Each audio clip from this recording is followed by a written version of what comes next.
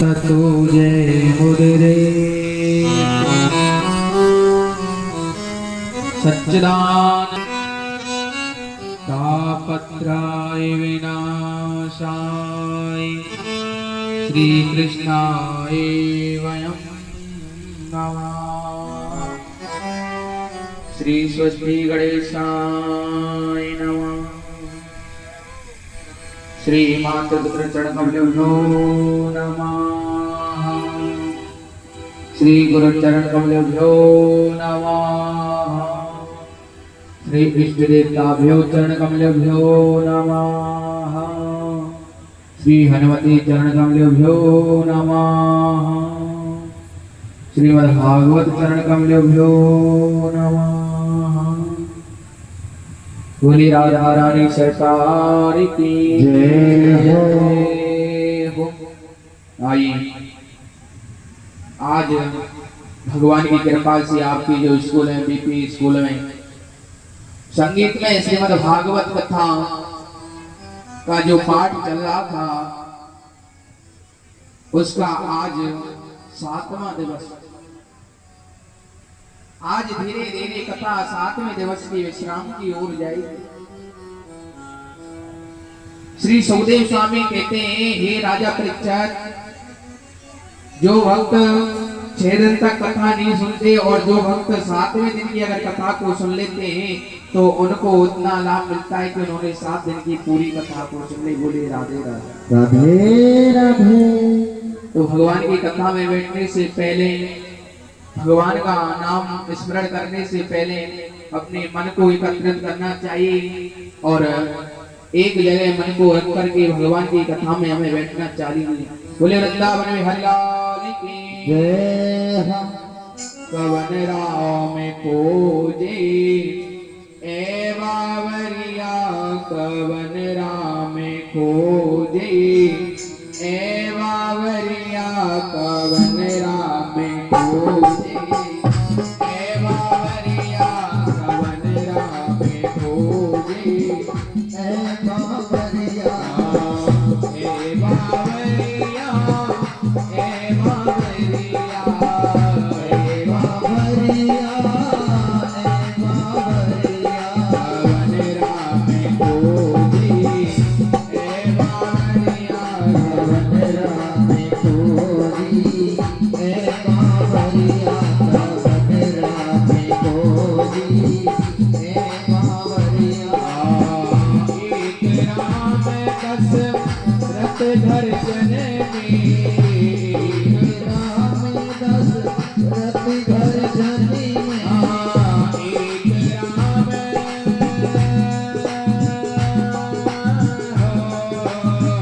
एक राम दशरथ घर जने में, एक राम दशरथ घर जने निश्चर कुल की नाश करैया खोजी है बावरिया।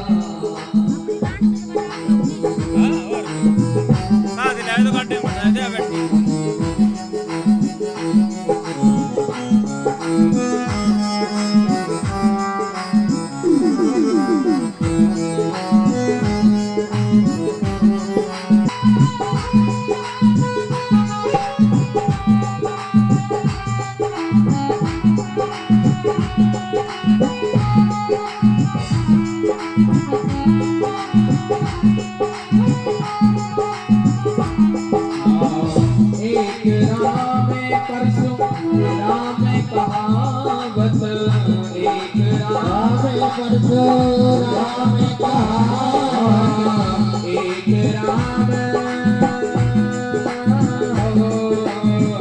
एक राम परसों राम कहावत, एक राम परसों राम कहावत। क्षत्रिय कुल की नाश करैया, कवन राम खोजे ए बावरिया, कवन राम खोजे ए बावरिया, कवन राम खोजे। श्री राधे हरि ओम।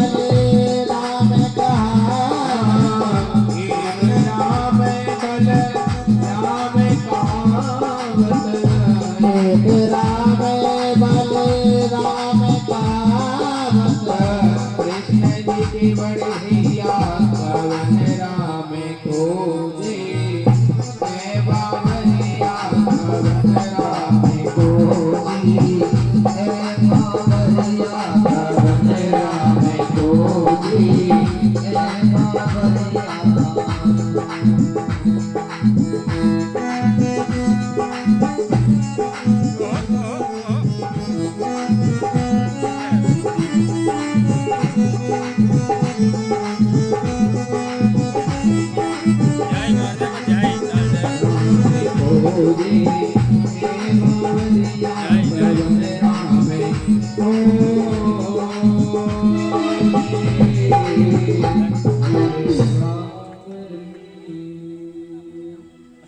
बोले राजा रामचंद्र भगवान की जय, राधा रानी सरकार की। अब तो श्री सुखदेव स्वामी कहने लगे, हे राजा परीक्षित, भैया आप सावधान हो जाइए, क्योंकि आपको जो 7 दिन का जो श्राप लगा था वो तक्षक जिंदा होकर के और आपको नसने के लिए चला आ रहा है। आप अपने मन को भगवान की कथा में लगा दीजिए, भगवान के चरणों में अपने मन को समर्पित कर दीजिए। महाराज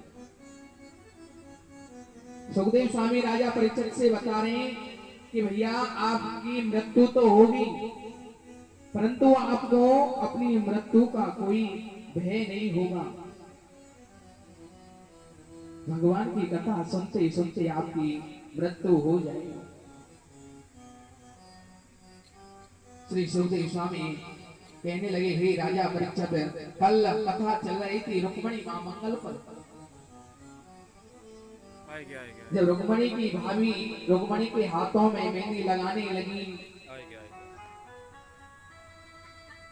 रुक्मणी अपनी भाभियों से कहने लगी, भाभी मैं शिशुपाल के साथ में विवाह नहीं करूंगी, चाहे मैं अपने प्राणों को गवा दूंगी, परंतु शिशुपाल के साथ में मैं विवाह नहीं करूंगी।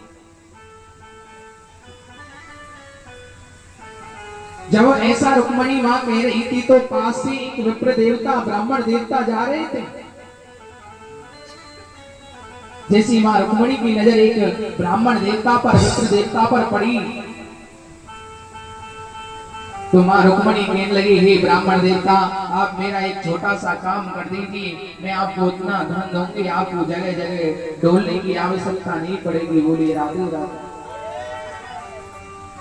उस पत्र में मां रुक्मणी ने लिखा के दीजो बंसी वारी ते मोय बिने ब्याहे ले जाए, और बिने ब्याहे ले जाए सामेरो हाथ पकड़ ले जाए।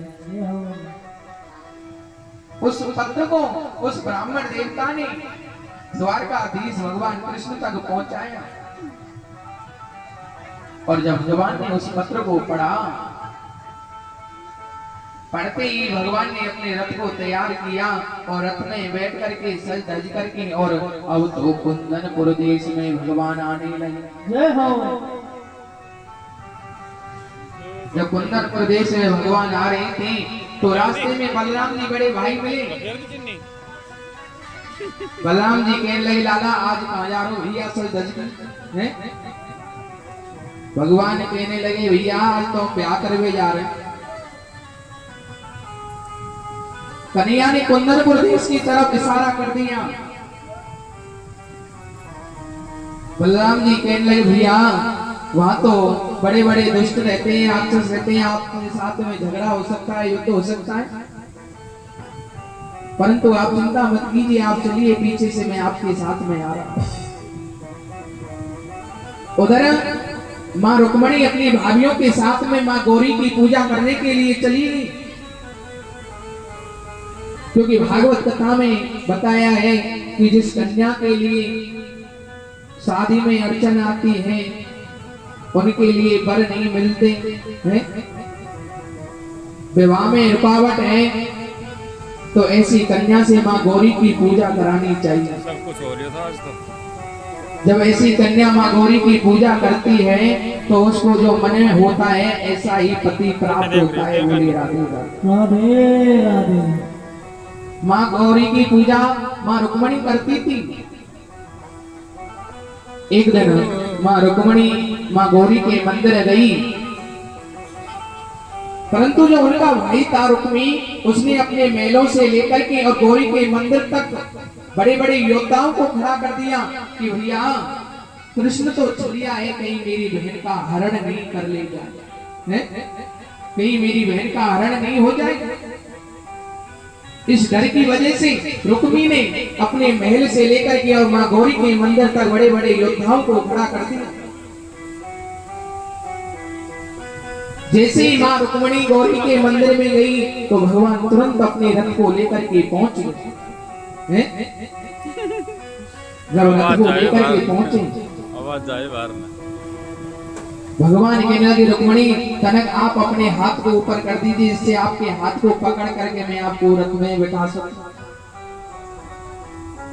जैसे ही मां रुक्मिणी ने अपना हाथ ऊपर किया, भगवान ने रुक्मिणी मां का हाथ थामा और तुरंत रथ में बिठा लिया और भगवान उनको हरण करके ले गए। महाराज जब भगवान रुक्मिणी का हरण करके लेकर के गए तो पूरे कुंदनपुर देश में शोर मच गया कि ले गए ले गए ले गए। परंतु जना पता भैया क्या चीजें कौन ले गए। धीरे धीरे पूरे कुंदनपुर देश में शोर मच गया कि रुक्मी की बहन रुक्मिणी को कोई चुरा करके लेकर के चला गया। रुक्मी को मालूम पड़ा कि भगवान ने कृष्ण ने अच्छा नहीं किया। आपने देखा है जो हमारी माताओं का जो हृदय होता है वो कैसा होता है, बड़ा निर्मल होता है, कोमल। उनके लिए हमारा कोई हाथ बात पता पड़ जाए ना, कोई छोटी सी बात तो कैसे कहें जी जी फलानी ऐसी कह रही, परंतु तो वो बता रहे हो तू सहेली की जो मत कोई। अब बाकी सहेली अपनी सहेली को बतावेंगे कि जी जी फलानी ने ऐसे कही, परंतु तो को बता रही की जो मत कोई बात वो बतावेगी भैया यूं कहेगी की जो मत, तो धीरे धीरे वो बात पूरे गांव में फैल जाएगी। जैसे पेट्रोल में हमारा नेक से अग्नि लग जाती है, ऐसे ही धीरे धीरे वो बात पूरे गांव में फैल रही है हमारा, क्योंकि माताओं के पेट में बात रुकती नहीं है हमारा। तुमने देखा है बहुत सी जगह माताओं के सिर पे हमारा वजन रखा होता है और 4-5 माताएं कहीं रोड पे पंचायत करने के लिए बैठी हो तो वहीं रुक जाएगी महाराज। वैसे तो घर वालों से कहेगी भैया जल्दी जल्दी काम करके आते हैं, और जब सहेली बात करने के लिए मिलने आए तो हमारा फिर जल्दी ना हो, चाहे कितना सिर पे वजन रखे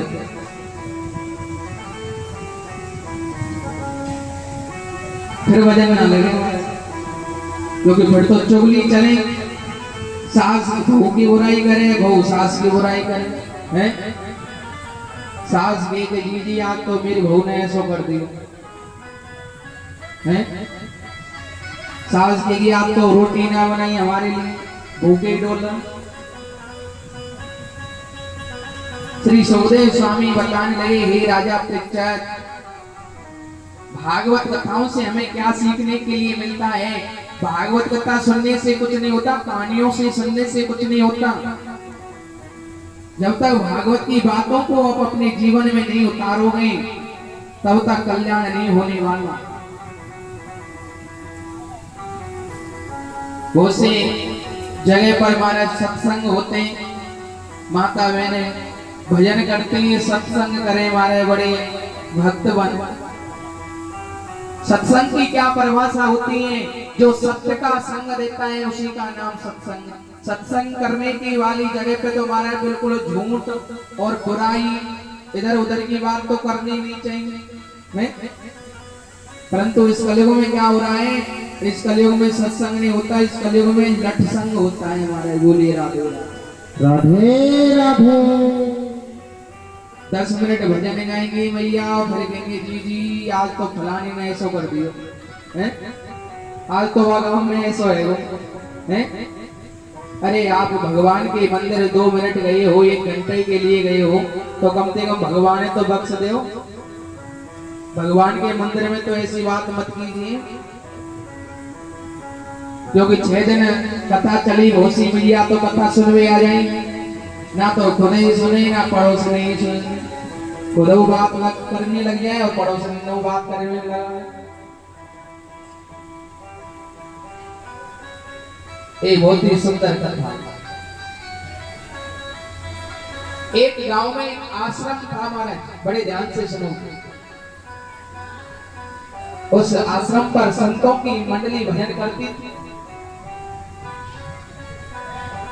उसी गांव में एक व्यक्ति रहता था, वो रोजाना संतों के आश्रम पर भजन सुनने के लिए जाता। सुबह के शाम हो जाती उस व्यक्ति को। संत महात्मा कहने लगे, भैया आप सुबह के आते हो और शाम को जाते हो, आप एक काम करिए ना, आप घर से तो फ्री हो तो आप हमारे साथ में महात्मा हो जाए, घर को छोड़ दीजिए, महात्मा हो जाओ हमारे साथ। वो व्यक्ति कहने लगे, प्रभु मैं महात्मा नहीं हो सकता। क्यों? आपको मालूम नहीं है मेरी पत्नी मेरे से कितना प्रेम करती है? जब तक मेरी पत्नी के लिए मैं देखने जाता, जब तक तो जल भी ग्रहण नहीं करती है, ना भोजन करे। और ऐसी मेरी माता है, माता के लिए जब तक मैं हमारा बैठने जाता हूँ उनके पास में, जब तक उनको चैन नहीं पड़ता। महात्मा कहने लगे, भैया बड़े पढ़ाई कर रहे हो पत्नी की और मैया की, आज ऐसा करें पत्नी की और माता की परीक्षा ले लें, आपको पता चल जाएगा कि पत्नी कितना प्रेम करे और मैया कितना प्रेम करे। बोलिए राधे राधे राधे। वो व्यक्ति कहने लगे, बाबा क्या करना पड़ेगा? बाबा कहने लगे, भैया सुनो, आज जब तू अपने घर जाए तो घर जाते ही अपने चौक में सीधा लेट जाना और 5 मिनट के लिए अपनी सांस बंद कर लेना। बोलिए राधे राधे राधे। जब श्वास बंद कर ले तो अपने आप पता पड़ जाएगी कि पत्नी कितना प्रेम करे और मैया कितना प्रेम करे। अब तो उस व्यक्ति ने ऐसा ही किया, शाम को अपने घर गया, पत्नी द्वार पर ही खड़ी। पत्नी सोचने लगी, बहुत देर रह गई आई ना, मनी मनी में गाली देने लगी पत्नी। इधर हमारा श्री सुखदेव स्वामी बताने लगे। जब वो व्यक्ति घर पहुंचा, पत्नी कहने लगी अपनी सासू माते की, माँ जी अपनी बार तो आ रहे हैं। तो जैसे ही घर पहुंचा, घर में घुसते ही और चौक में सीधा लेट गया और अपनी सांस बंद कर ली। अब तो महाराज उसको देख करके उसकी पत्नी रोने लगी, हाय राम इनके क्या हो गया, अभी तो बिल्कुल सही ठीक आए थे। पत्नी ने नवज देखी, महाराज अब तो लाला बिल्कुल सीरो ठंडा पड़ गया उनका शरीर पूरा। अब तो पत्नी रोने लगी, अपनी सासू माँ से कहने लगी, माँ जी तुम्हारे बेटा तो गए, ये तो मर गए, अब जिंदा नहीं है। अब तो हमारे पत्नी अलग रो रही है और माँ अलग रो रही है। रोने का भी तरीका होता है, कोई किसी के लिए नहीं रोता है। किसके लिए रोते हैं? कमाई के लिए। पत्नी अलग हो रही है, हाय राम अब मेरो कैसे गुजारो है। 60,000 की नौकरी, हमारा नौकरी बंद है। मैया कहने लगी, हाय राम अब हमारा कैसे गुजारा होगा, हमारी बुढ़ापो कैसे कटेगा है। गांव वालों की भीड़ लग गई, गांव वाले कहने लगे, भैया जी के घर में क्या हो गया।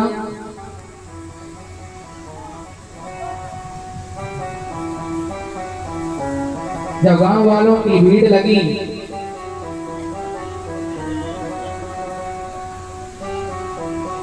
इधर सामने से महात्मा जी आ रहे थे, क्योंकि वो व्यक्ति तो परीक्षा ले रहा था। जब महात्मा जी आए, महात्मा जी ने भीड़ को देखा, महात्मा जी ने भीड़ को हटाया। जब पत्नी बड़े फूट फूट के रोने लगी, माँ बड़े फूट फूट के रोने लगी। महात्मा कहने लगे भैया इसकी पत्नी कौन है? पत्नी रोते रोते कहने लगे बाबा मैं हूं या की पत्नी? बाबा कहने लगे पति चाहिए? पत्नी रोती रोती कहने लगे हमें बाबा पति चाहिए। महात्मा कहने लगे भैया एक जल का लोटा लेकर के आई। पत्नी दौड़ी दौड़ी गई, जल का लोटा लेकर के आई। अब तो महात्मा जी ने उसमें थोड़ी सी भभूति डाल दी जल में, और जब भभूति जल में डाली तो महात्मा जी उसकी पत्नी से कहने लगे भैया इस जल को आप पी जाइए, आप मर जाओगे, आपके पति जिंदे हो जाएंगे। बोलिए राधे राधे राधे। क्या कहा महात्मा ने कि आप इस जल को पी जाइए, आप मर जाओगे और आपका पति जिंदा हो जाएगा। है? पति के लिए बड़े फूट फूट के रो रही है। जब महात्मा ने ऐसा कहा तो उसकी पत्नी क्या कहने लगी बाबा ये तो मिट्टी है, भलाई का जिंदा हो कोई बात ना, मैं ना फिर में तो कलयुग में कोई और सहारा ढूंढ लूं गले ढूंढ। पत्नी ने पीने से मना कर दिया। इधर माँ बड़ी फूट फूट के रोने लगी, हाय राम अब मेरो कैसे गुजारो। बाबा कहने लगे मैया बेटा चाहिए? मैया कहने लगे हमें बाबा बेटा चाहिए। बाबा कहने लगे मैया आप इस जल को पी जाइए, आप मर जाओगे, आपका बेटा जिंदा हो जाएगा। मैया क्या कहने लगे बाबा पी तो जाती परंतु या बोलते की देखभाल कौन करे, वो हमारा मैं ना पी रही। अब तो इधर पत्नी ने भी मना कर दिया और मैया ने भी मना कर दिया, सब कुछ सुन रहा था। सोते सोते एकदम खड़ा हो गया। महात्मा जी कहने लगे भैया देख लियो पत्नी को प्रेम और माँ को प्रेम है। तू तो ये कह रहा था कि मेरी पत्नी एक मिनट में मेरे बिना नहीं रहती है, जब तक मैं दिख नहीं जाता जब तक भोजन भी नहीं करती। अब क्या हुआ? श्री सुखदेव स्वामी बताने लगे भैया कोई किसी के लिए नहीं रोता है, आज का जीव तो पैसों के लिए रोता है। क्यों? क्योंकि कोई भी जीव बाहर नौकरी करने के लिए जाता है, साल में 2 साल में वापस घर आता है, तो पत्नी का अलग भाव होता है, माँ का अलग भाव होता है। जब नौकरी करके आएगा तो माँ से वो जीव बतराएगा तो पत्नी क्या सोचेगी? पत्नी माँ की नजर जाएगी पेट पर और पत्नी की नजर जाएगी जेब पर। माँ की नजर पेट में मिल जाएगी, बेचारो इतनी दूर से चल के आयो, कुछ खायो के ना खायो है। और पत्नी की नजर कहाँ जाएगी? जेब पर के मैया के बतरा तो रहोगे मेरे पास भी आवे हो है। तो पत्नी का अलग भाव बताया, माँ का अलग भाग बताया। तो इसलिए कहते हैं भैया जीव के चले जाने के बाद में कोई किसी को याद नहीं करता, फिर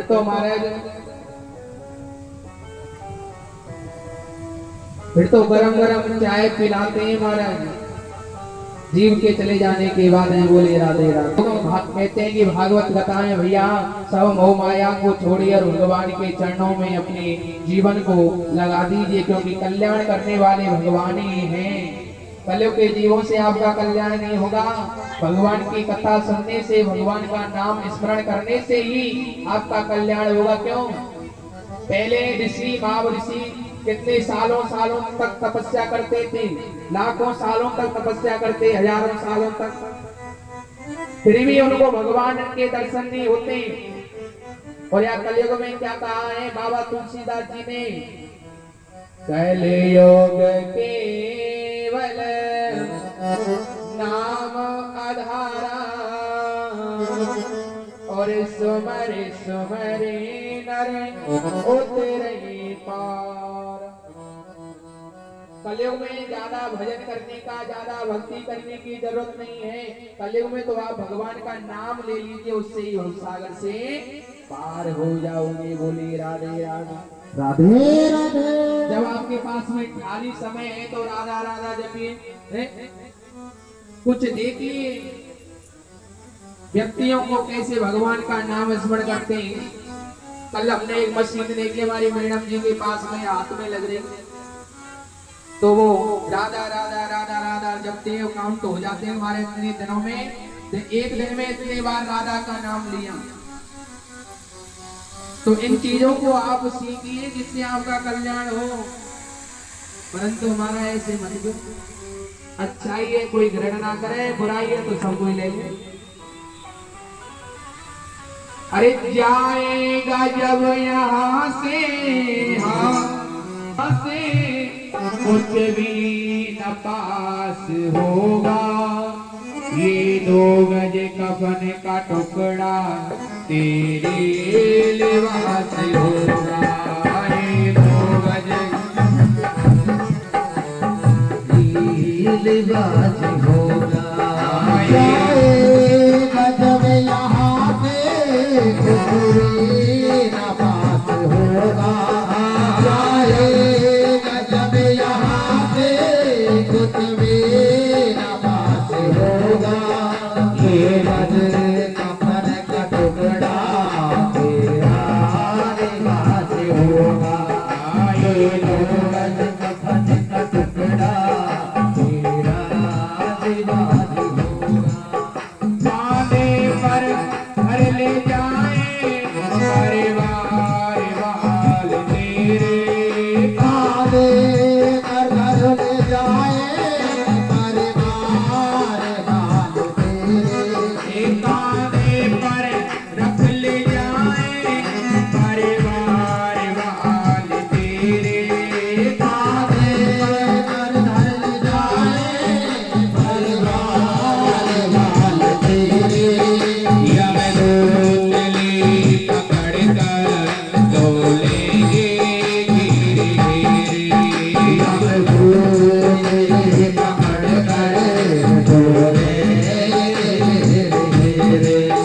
पीटेगा अपनी छाती, पीटेगा अपनी छाती, कोनेवा उदास होगा। ये 2 गज कफन का टुकड़ा तेरा लिबास होगा। ये 2 गज कफन का टुकड़ा तेरा लिबास जय हो हरि ओम।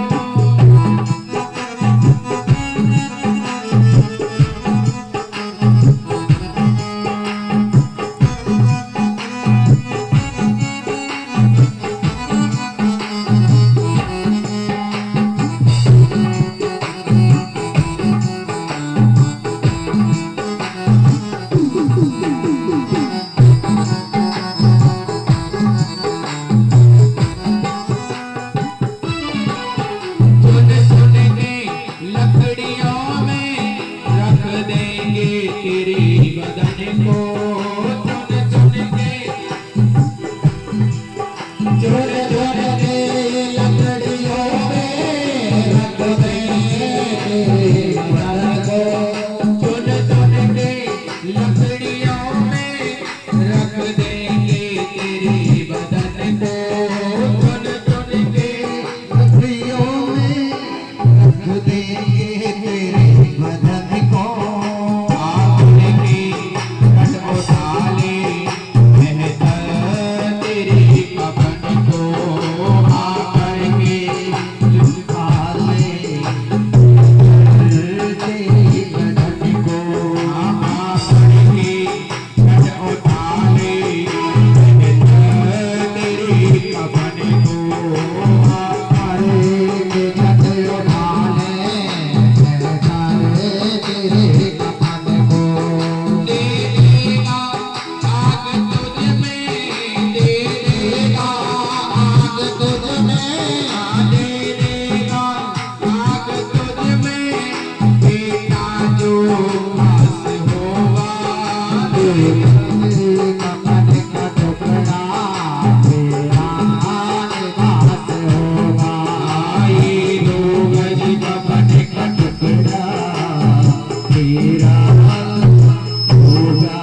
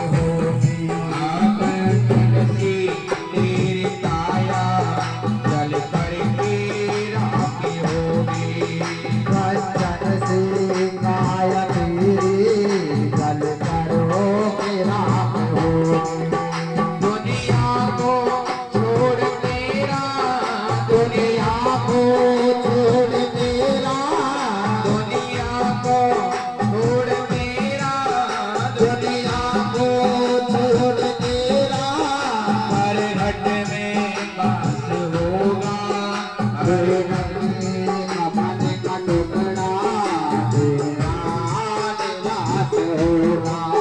हरि नाम जो निकले अविकार से होता। तो निकले भवनार से बाहर होगा। हरि नाम तो निकले अविकार से होता। हर नाम को जप ले भवनार से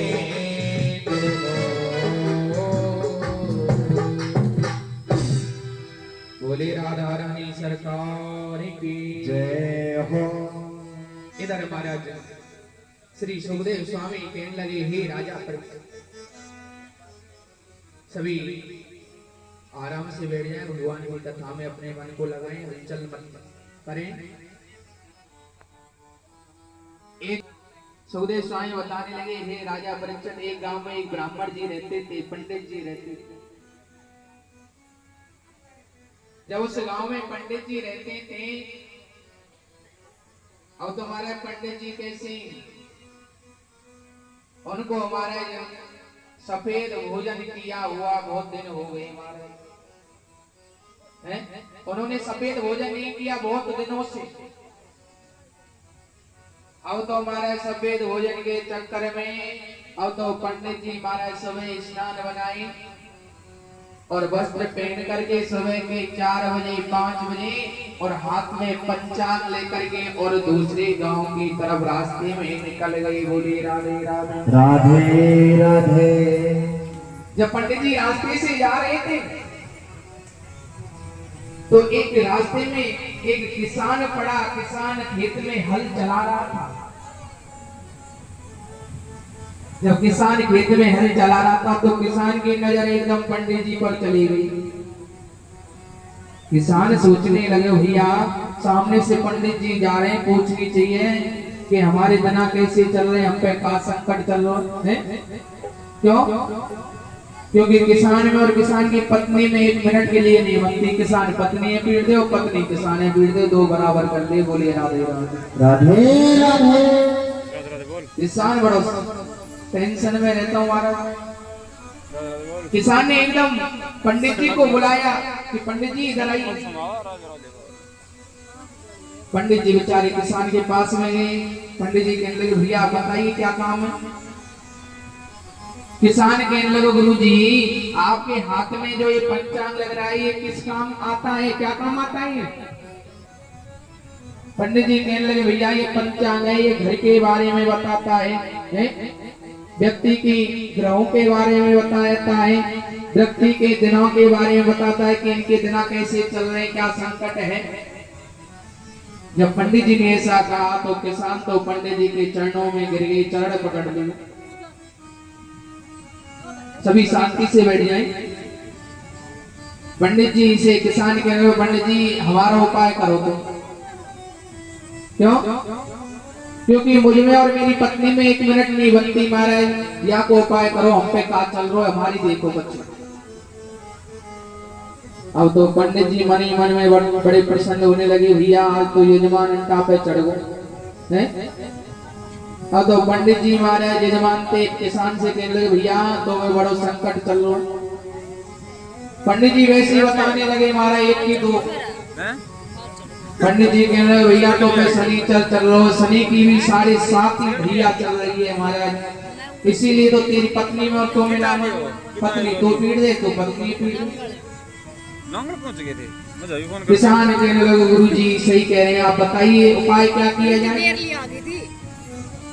पंडित जी कहने लगे, भैया ऐसा करियो किसी ब्राह्मण के लिए सफेद भोजन करा देना और वो तेरे घर में उतार जाना और तुम्हारे घर में सुख शांति हो जाए।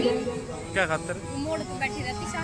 किसान कहने लगे गुरु जी पंडित जी हमारे गांव में तो कोई पंडित है ना, ऐसा करियो तुम ही कल भोजन करने के लिए आ जाना, तुम ही सफेद भोजन कर जाना और मेरी बहन ने उतार जाना। बोली राधे राधे। राधे राधे। पंडित जी तो बड़ी प्रसन्न होने लगे, भैया कल सफेद भोजन मिलेगा। और सफेद भोजन में आप जानते हो हमारे रसगुल्ला है, रसमलाई है, खीर है। सफेद भोजन के चक्कर में पंडित जी अपने घर चले गए। पंडित यानी बड़ा सुंदर भोजन बना रही थी, चूल्हे पर रोटी बना रही थी। पंडित यानी कहने लगे पंडित जी आप पूरे दिन इधर उधर भागते रहते हो, आप प्रेम से भोजन कीजिए। पंडित जी कहने लगे अपनी पत्नी से सुनो, आप तो रोजाना रोटी उन्हें खिलाती हो, परंतु कल एक यजमान अंडा पे चढ़ो है, उसके लिए सफेद भोजन बताए। कल तो हम सफेद भोजन करने के लिए जाएंगे और आप जानते हो सफेद भोजन में क्या आता है, रसगुल्ला, रसमलाई, खीर है। अब तो पंडित जी शाम को भूखे ही सो गए, महाराज भोजन नहीं किया हुआ। अब भूखे का नींद आवे महाराज है, नींद नहीं आ रही है पंडित जी को। पंडित जी कहने लगे भैया कब सुबह हो और कब मैं यजमान के घर जाऊं। इधर किसान की टेंशन बढ़ गई महाराज के पंडित जी ने सफेद भोजन बताया। सफेद भोजन क्या कराएं पंडित जी के लिए। किसान रास्ते में सोचता सोचता जा रहा है महाराज क्या सफेद भोजन कराएं पंडित जी के लिए। अब तो रास्ते में एक माली का खेत पड़ा और उस माली ने हमारे सफेद मूली उखाड़ उखाड़ के और धो धो के खेत की मेड़ पर रख रखी। बोलिए राधे राधे। राधे राधे। किसान की नजर एकदम सफेद मूली पर गई। किसान के लोग भैया आते जाता सफेद का हो। किसान माली से कहने लगे भैया ये मूली का भाव है।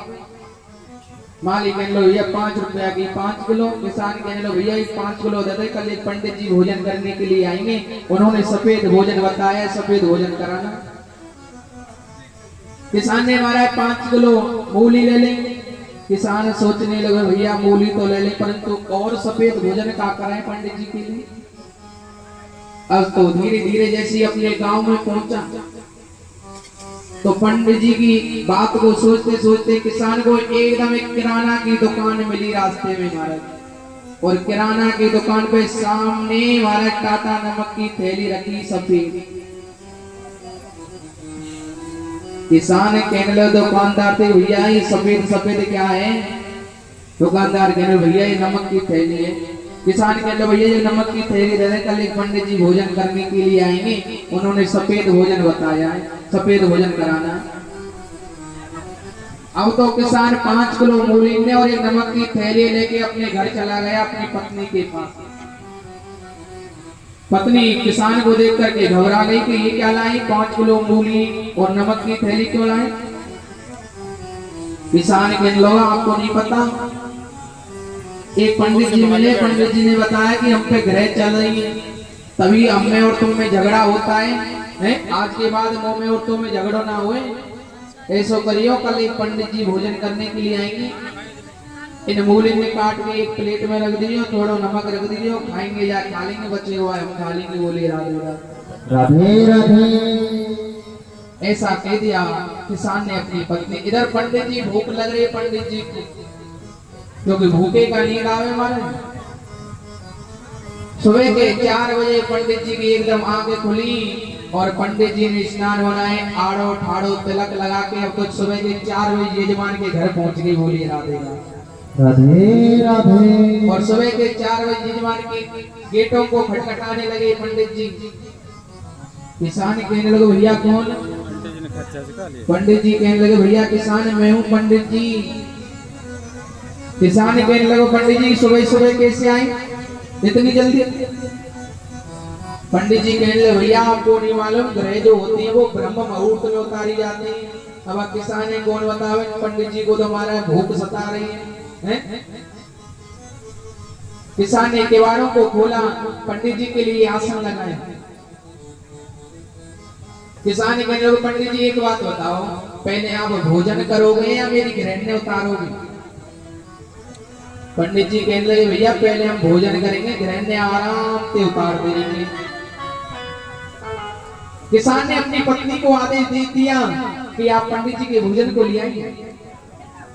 अब तो जब किसान की पत्नी भोजन लेके आई तो क्या लेके आई मारा, एक प्लेट में मूली ले आई और एक कटोरी में मारा नमक रख लाई और पंडित जी के सामने भोजन की थाली रख दी। बोलिए राधे राधे। राधे राधे। पंडित जी सोचने लगे भैया ये क्या है। पंडित जी तो भोजन को देख करके एकदम नाक सकोड़ के एकदम खड़े हो गए और चलते बने। किसान ने कहे पंडित जी कहाँ जा रहे हैं, हमारी गृहण अवतार। पंडित जी इतनी सुंदर बात कहने लगे, भैया तेरी ग्रह उतर गई और मेरी चांद पे बैठ गई और पूरी रात भूखों मरे तेरे चक्कर में है। तो कहने का मतलब है इस कलयुग में ब्राह्मणों से भी ज्यादा यजमान बड़े चतुर हैं महाराज हैं। ब्राह्मण तो कच्चे विद्वान है, यजमान ज्यादा विद्वान है। बोलिए राधे राधे। राधे राधे। है कहना भैया।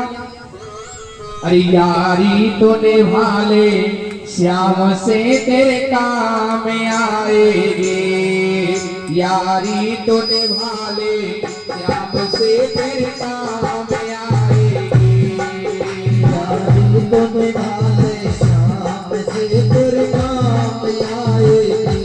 हाँ यारी तो निभाले श्याम से तेरे काम आएगी, यारी तो निभाले श्याम से तेरे काम आएगी। श्री राधे।